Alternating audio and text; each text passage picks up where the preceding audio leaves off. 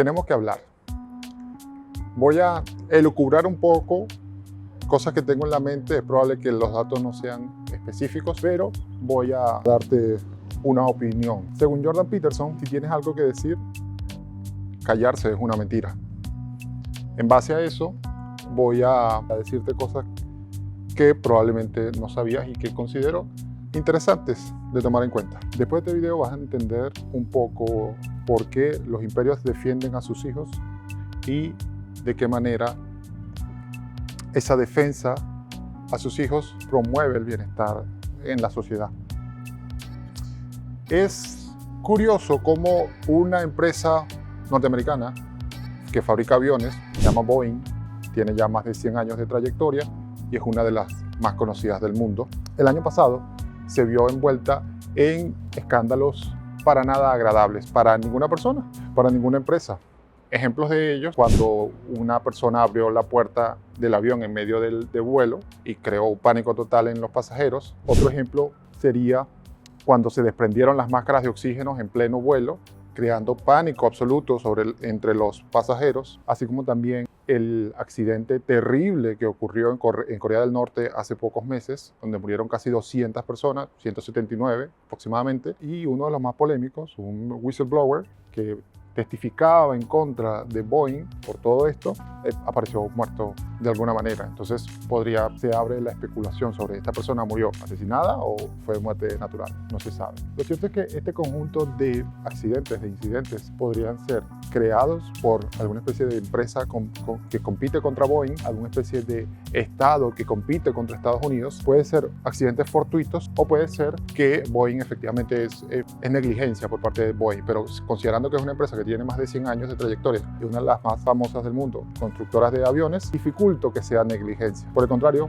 me voy más por las otras dos, casualidad o accidentes planificados. Sea como sea, Boeing el año pasado se vio envuelto en todo ese conjunto de noticias negativas en contra de su marca. No le estaba yendo para nada bien. Sin embargo, Estados Unidos anunció que la nueva generación de aviones de combate de sexta generación, ese proyecto se lo adjudicó a Boeing. Y es curioso porque Boeing no tiene experiencia creando aviones de combate. Por el contrario, hay otra empresa que creó los dos únicos aviones de quinta generación, que se llama Lockheed Martin. Esta empresa creó el F-22 y el F-35, que son los únicos aviones de quinta generación hasta el momento. Ya hay otros países que tienen aviones de quinta generación. Pero la cosa es que Estados Unidos creó el avión de quinta generación. O sea, antes de Estados Unidos no existía un avión de quinta generación. Entonces, lo que hoy conocemos como un avión de quinta generación es creación de Estados Unidos.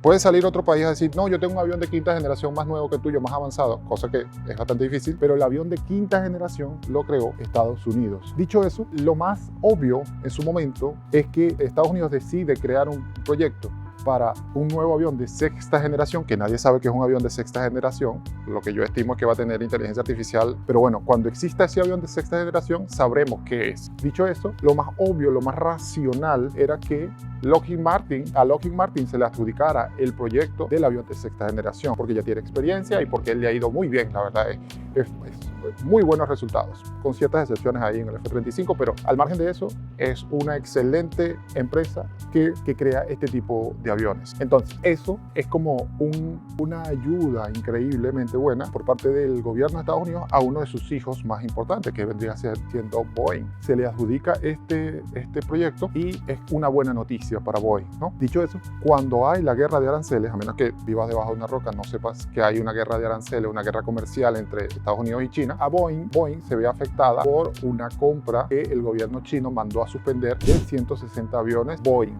para China. Los canceló completamente ese pedido. Sin embargo, es interesante que hace pocos días Trump anunció que iba a dar un recorrido por Medio Oriente, visitando Arabia Saudita, Qatar y Emiratos Árabes. En ese Media Tour, me gusta llamarlo Money Tour, porque era un recorrido, un viaje para recaudar dinero. Es curioso, porque no muchos países en el mundo tienen dinero suficiente como para que Estados Unidos se vea interesado en viajar, en visitar al presidente para recaudar dinero de ahí. Entonces, me hace mucho la analogía de, por ejemplo, en Game of Thrones, sabemos que Casterly Rock es el reino que más dinero tiene de todos los 7 u 8 reinos de Westeros. Entonces, en el mundo, en el globo terráqueo en el que vivimos, Arabia Saudita y los países árabes dependiendo de cuáles, se sabe que son ricos, que tienen riquezas. Y es curioso cómo la administración anterior los tenía olvidados. Y es curioso también cómo estos países, a pesar de que tienen culturas diferentes y en cierto modo chocan un poco con la cultura occidental, aman a Estados Unidos, aman a Occidente. El recibimiento que Trump tuvo que el presidente de los Estados Unidos tuvo en esos países árabes es digno de un rey. O sea, son recibimientos impresionantes. Impresionante también que cuando llega a Qatar,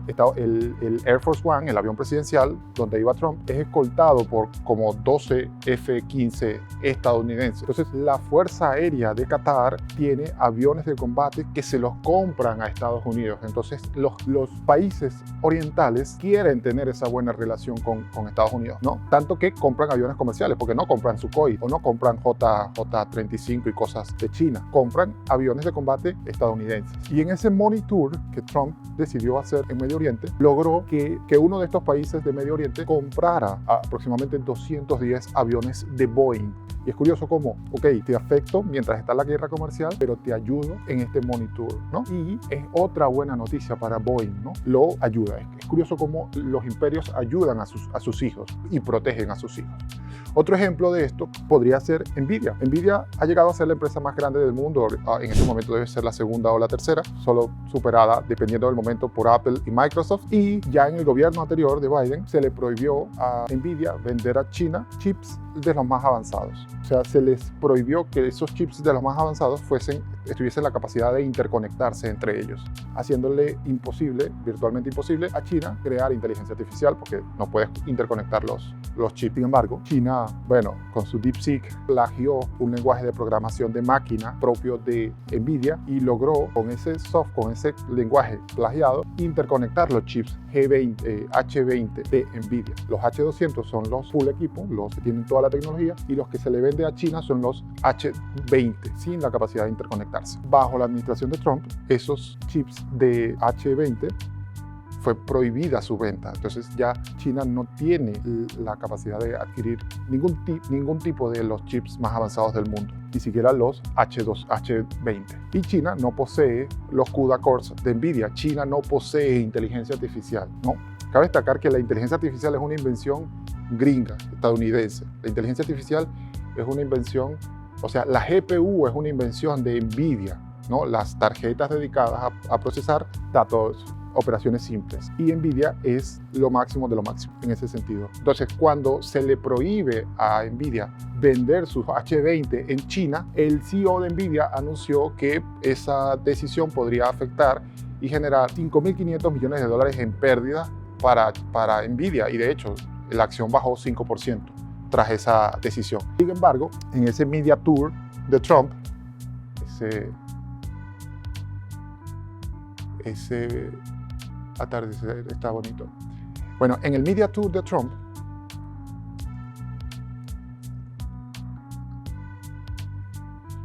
se anunció que los Emiratos Árabes van a comprar 500.000 chips de los más avanzados de inteligencia artificial de Estados Unidos, y ya serían los H200. Entonces, es curioso cómo estos países estaban completamente emocionados de recibir al presidente de los Estados Unidos en sus países y estaban fascinados de comprar los productos estadounidenses en sus territorios. Otro ejemplo, un poco más viejo, ya sería el de Apple, que por allá en el 2015 Huawei representaba un problema para Apple. Sin embargo, Tim Cook, un hombre extremadamente fascinante en muchos aspectos, logró convencer al gobierno estadounidense que Huawei representaba una amenaza y se le prohibió a empresas estadounidenses proveer de tecnología a Huawei, entre ellas Google. Por lo tanto, los productos de Huawei, los teléfonos particularmente, no podían tener Android. Entonces ellos tuvieron que crear un sistema operativo nuevo que nadie quiere y así, ¿no? Entonces, es curioso cómo el imperio, el tío Sam, protege a sus hijos, protege a sus sobrinos en este caso, y